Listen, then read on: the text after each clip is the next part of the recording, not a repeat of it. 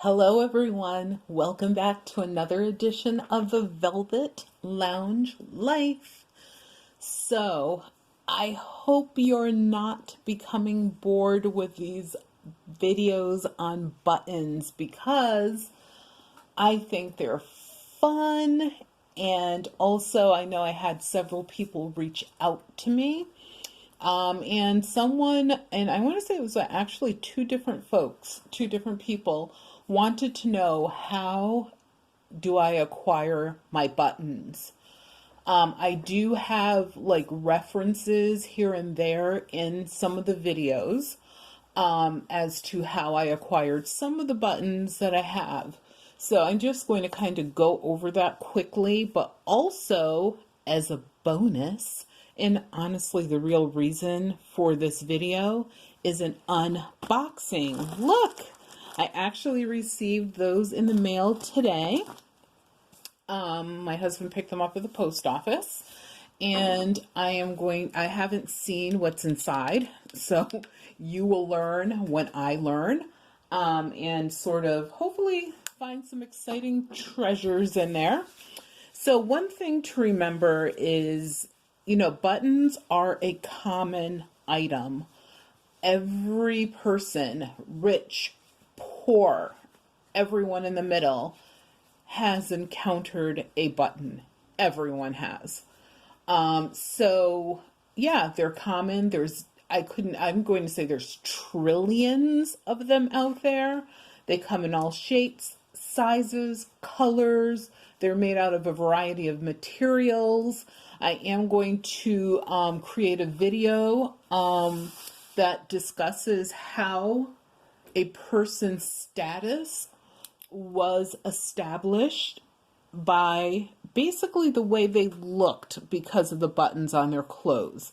As we know, looks can be deceiving, and many times the looks were deceiving. So that's a future video that I have coming up, and hopefully it'll be the one that I post sometime after this one, but I'm not sure exactly. But we'll just get right into what we're here to talk about today. So one of the other things I wanted to quickly hit on is someone wanted to know, how do I separate out my buttons, like when I'm creating the charm strings?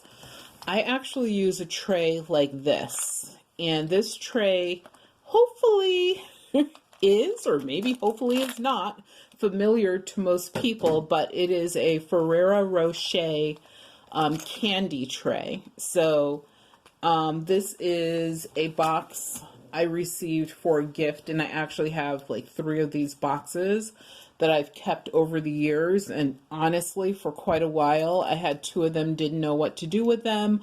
I was going to recycle them, and my daughter's like, "Mom, why don't you use them for your button projects?" And I was like, oh my God, what an awesome idea.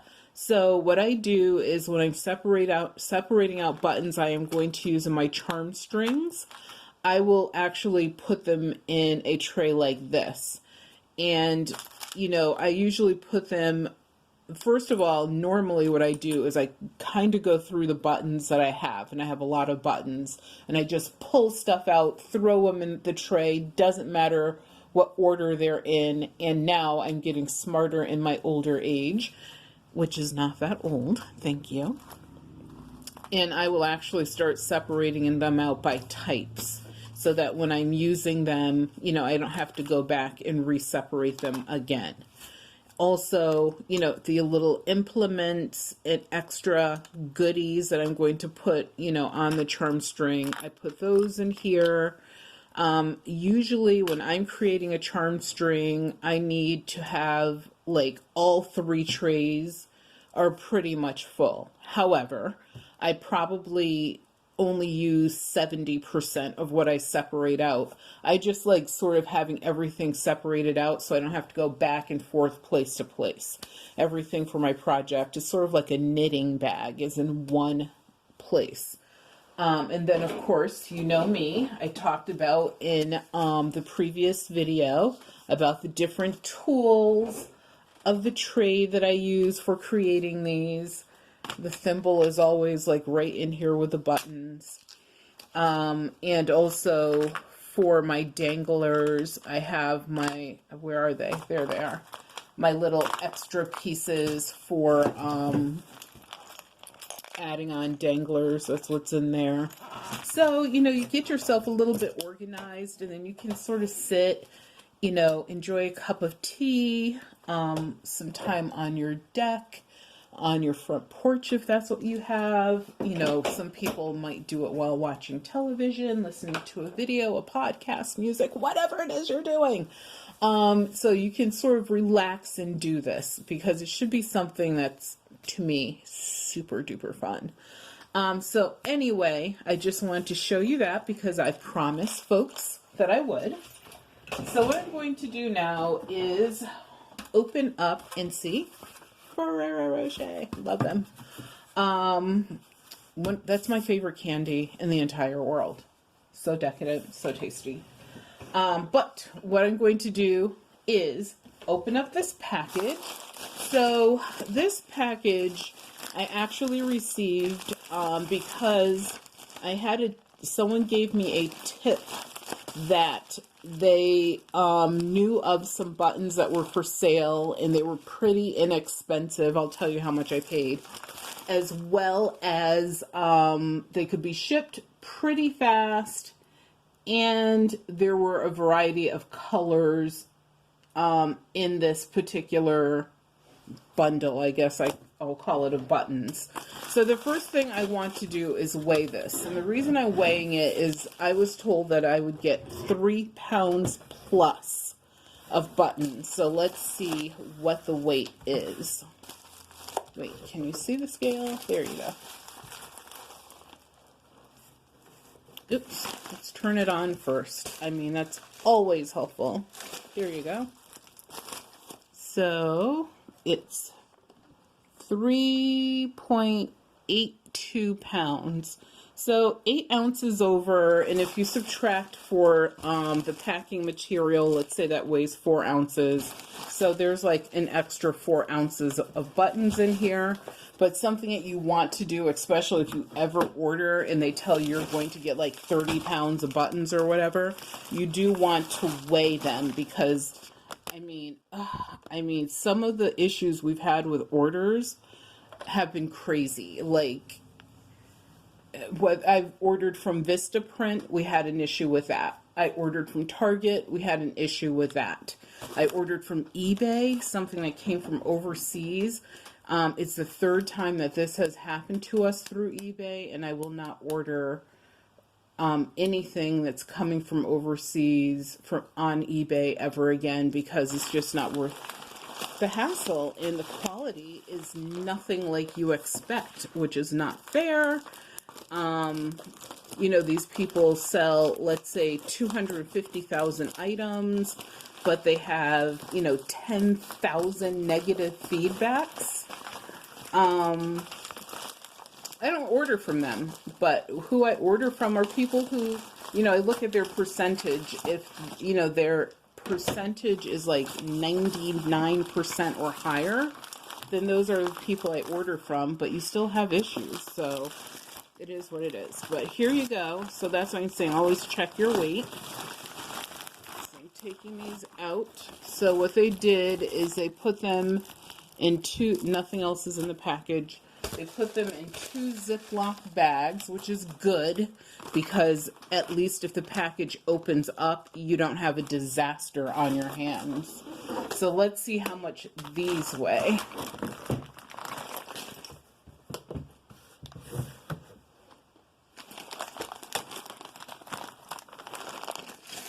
Whoa, okay, see, that's why it's a good thing that they're double packaged, because this Ziploc bag just opened up on me. Great. I'll just sit it on top of that bag. Yeah, so without the packaging, it's 3 pounds, 5 ounces. So close to the 3 pounds, 4 ounces that I predicted, which is pretty cool. Also, I just got stabbed by a random needle that was in there that's kind of rusty. So just be aware when you're ordering this stuff. You know, folks don't all have like the same levels of quality assurance that we do. There's a tack in here as well. So you just, want to be careful because there could be needles, pins, tacks, nails. I remember we went to this flea market and it was pretty freaking awesome. And I hope I have do I have a video about that? I don't know if I do or not, but we actually hit the mother lode because, we actually purchased someone's old sewing box. And it was like just full of all sorts of interesting things. And I think what happened is the person's relative, whatever, probably used to keep her secret items in her jewelry box. I'm sorry, in her sewing kit. And that was a common thing, especially going back pre-1900s, late 1900s, early 1900s. And further back, women used to sort of hide their things out in their sewing kits because the men were not going to look in their sewing kits. Like, the likelihood was really low. And so we actually found some gold coins, as well as a little bit of jewelry. There were, a little bit of money. So this is what I saw in one of the pictures, but look, it's missing a rhinestone. I can actually replace that. This is an old belt buckle, but it's only part of a belt buckle, I think. But I have some rhinestones. I could replace those. That's possibly something I would resell, maybe. There's some weird scissors in here. So we're going to see how much of this is definitely not buttons. Look at this really interesting button. And I have to do some research on some of these to see what they are. Let's put that over there. Some of them are in like just crappy condition. So in total, I paid, I believe it was $12.83 for these buttons. That included the shipping. This is a really nice one. It's pierced brass, and it just has like an ivory disc inside of it. So that one is pretty neat. And excuse my hands, I've been up to my wrist in turmeric today because I had some cooking to do. This is celluloid, but the celluloid on it is like cracked and it's no good. So let's see if I can pull anything interesting out of here at all. These are pretty cool. Do they have, yeah, the toggles are, they're flat back on the back. These are pretty neat. Is there anything awesome? Pretty little mother of pearl. Let's see if I can enhance it for you. And I was smart. I got a white piece of paper this time. And it's applied in the middle, like with some sort of metal and like a rhinestone in the center of that. It's a small button though, good for a charm string, probably. And some of these, the reason I also got these is because I'm creating a charm string for my husband. He doesn't know, it's a surprise, and I just needed more masculine buttons. Like, this is a coin from a foreign country. We see these kind of often mixed in with buttons.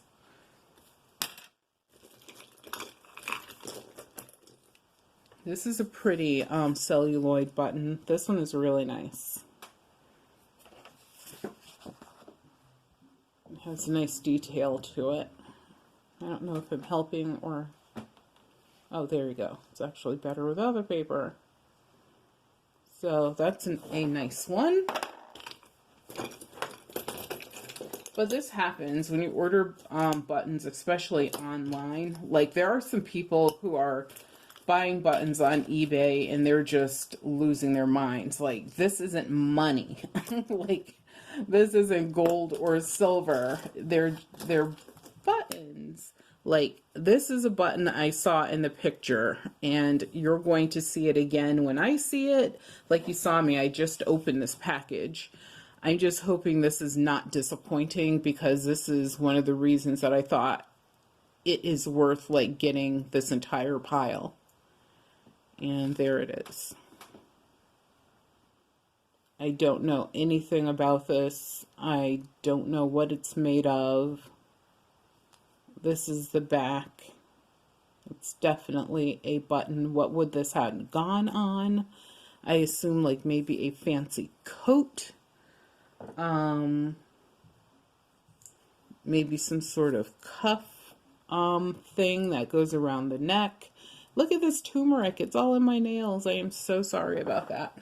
But this is real life. You know, unlike other folks, we're not, you know, going to give you a fake video. We're just showing you real life. Like I said, there's a lot of miscellaneous bullcrap in this. That is definitely not buttons. Look at this one. Super pretty. It's similar to the other one I showed you, but with a blue. I'm going to attach this one to my daughter's charm string. So pretty. I love that. It's like a piece of jewelry. And here is another pretty Czechoslovakian button, which I did see in the photographs as well. This, I don't know if I can, actually I should have used a tool. Here, we'll do it like that. Wow, that's really pretty.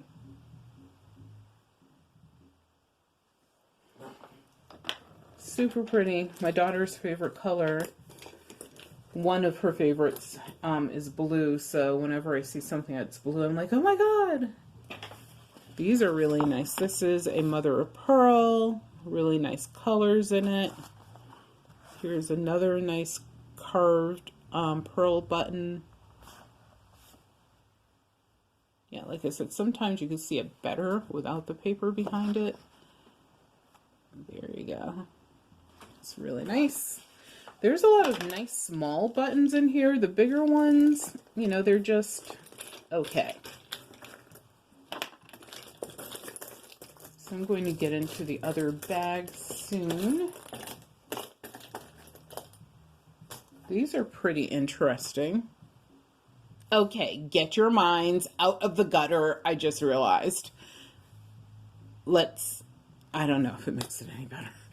But there's like, I'm going to say 4 of these that I see. 1, 2, 3, 4. I saw 4 of those right off the bat.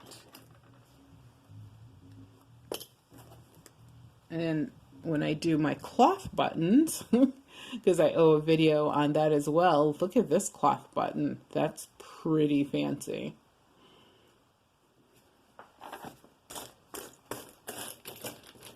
Anything else?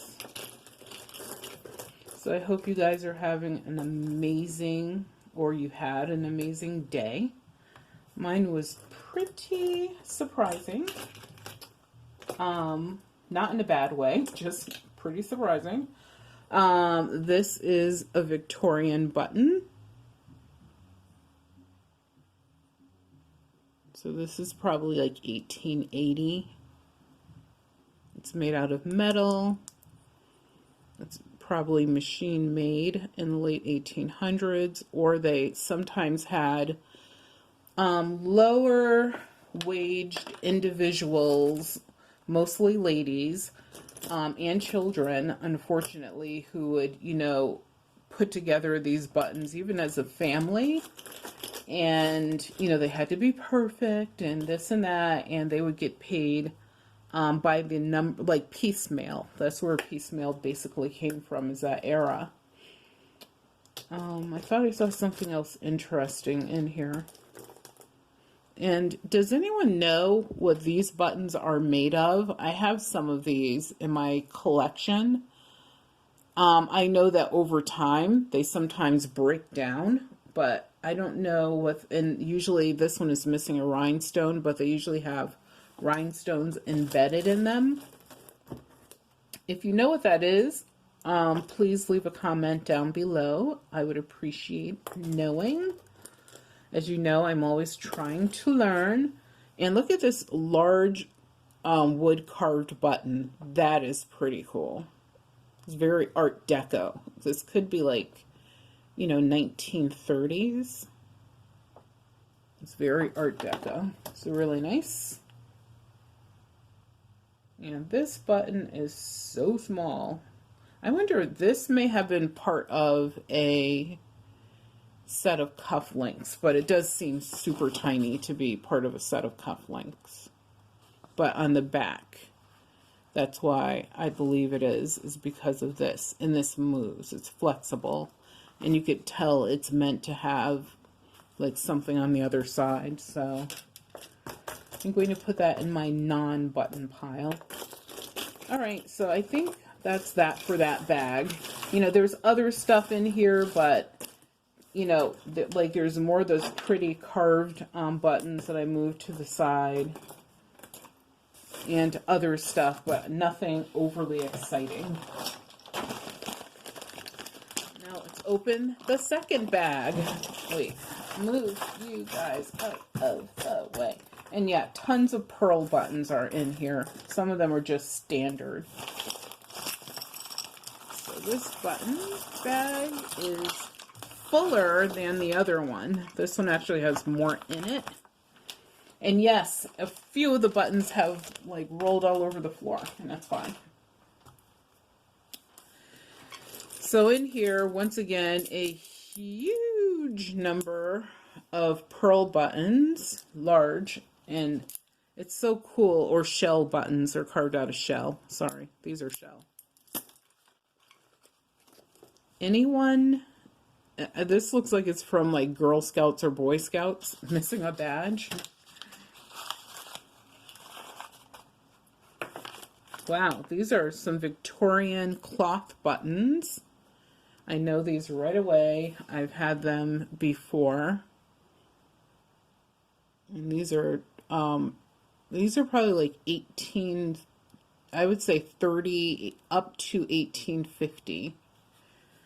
And like I said, I do have a video that I will be creating in regards to cloth buttons. They're just as important as the metal buttons or the plastic buttons or buttons made of other miscellaneous materials. There's a really old dice in here. Like, this is really old.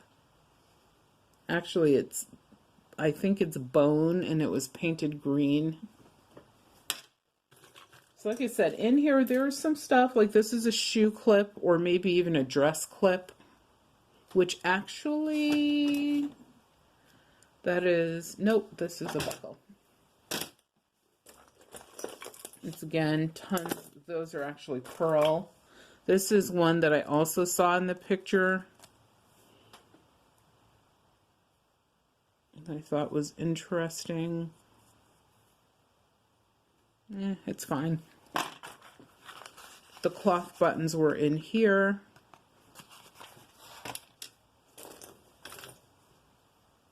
Another buckle. This one. This is sort of made in the most clumsy of ways. You could tell the quality on this is just not there. But if it was, this would be a fantastic button. And this is plastic. This is metal. This is plastic.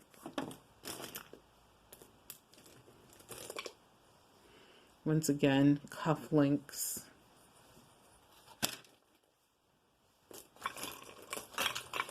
And I saw these in the picture as well. I'll try and look at the condition. One is in better condition than the other. I just thought they were cool because of the stripe. Once again, they're made of celluloid over these metal backs.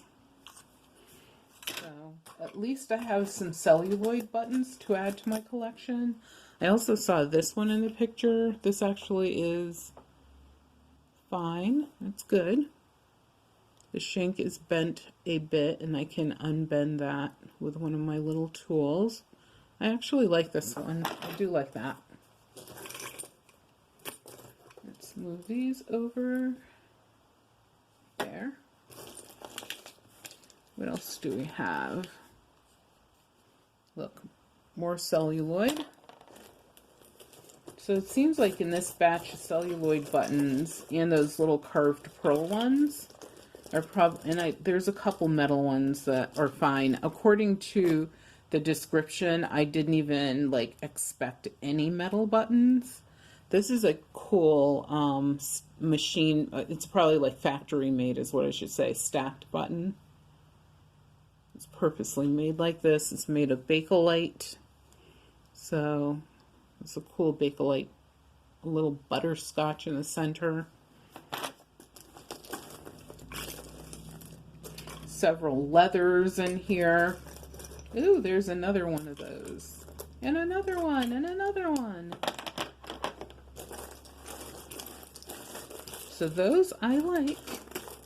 And let's see what else do we have. Ooh, look at this one.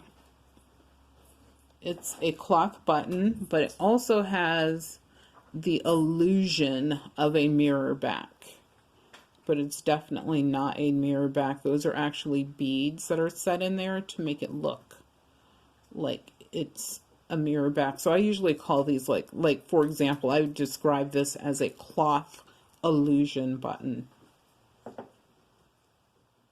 Illusion. Wait a minute. Oh, that belongs in the center. So bam, there you go. And this is a different variation, but similar idea.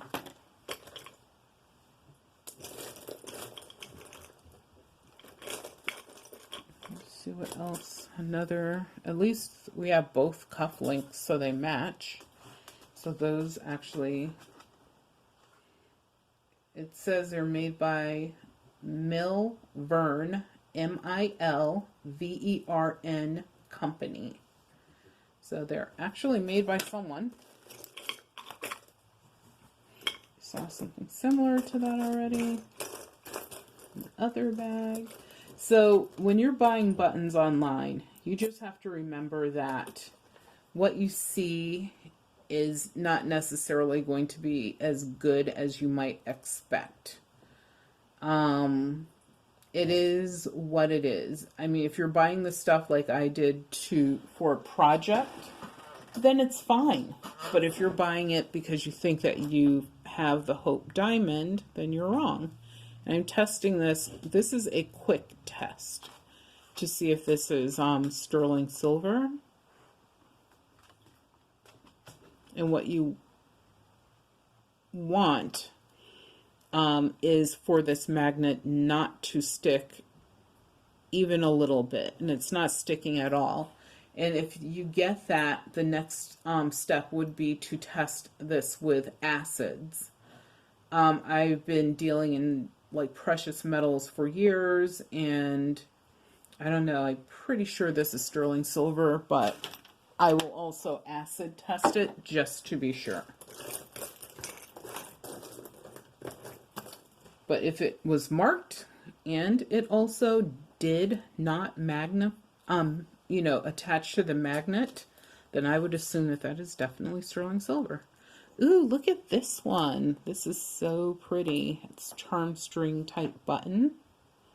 This is an oldie but goodie as well. This one is probably about, I would say, like probably late 1800s. But that's a nice charm string button. And I will definitely be using this for one of my projects. But there are a lot of little goodies in here. So if you were to buy this and you were thinking, look, here's a zipper. You're going to resell some of this stuff. There's enough in here to definitely make a profit. So not just break even, but to also make a profit. But to me, the big profit is if I can use these for my projects, which is what I intend to do with most of them, then, that saved me from having to go out and look for tons of buttons. But what I would say also is pay very little. If people, look, random piece of metal. If people start bidding and going crazy, just abandon that auction. There's plenty of, buttons out there in the world. Ask your friends, your neighbors, if you're part of any clubs. I have a few people who are really awesome and they're sending me buttons, and I'm going to be, look, here are some random rhinestones, which I could probably use in other projects. But I have some people who are really awesome and are going to be sending me some buttons. I will keep their names anonymous. So please don't ask me who they are, because I will not tell you. But I, respect them and appreciate, of course, them wanting to be private about it. There's several glass buttons in here. So if you want to donate to my button projects, of course you can do that, and I will greatly appreciate it. And also definitely give you super shouts out. And also what I'm going to be doing, oh my God, look at the color of this green button. It's like candy. It's so pretty. It's like candy. This is going to be awesome. My husband's favorite color is green, so I am definitely putting that on his charm string. But one of the other things I'm going to be doing is creating some jewelry, bracelets, even maybe some like bookmarks using buttons, and I definitely want to send you guys some of those. So for people who donate to my little button project,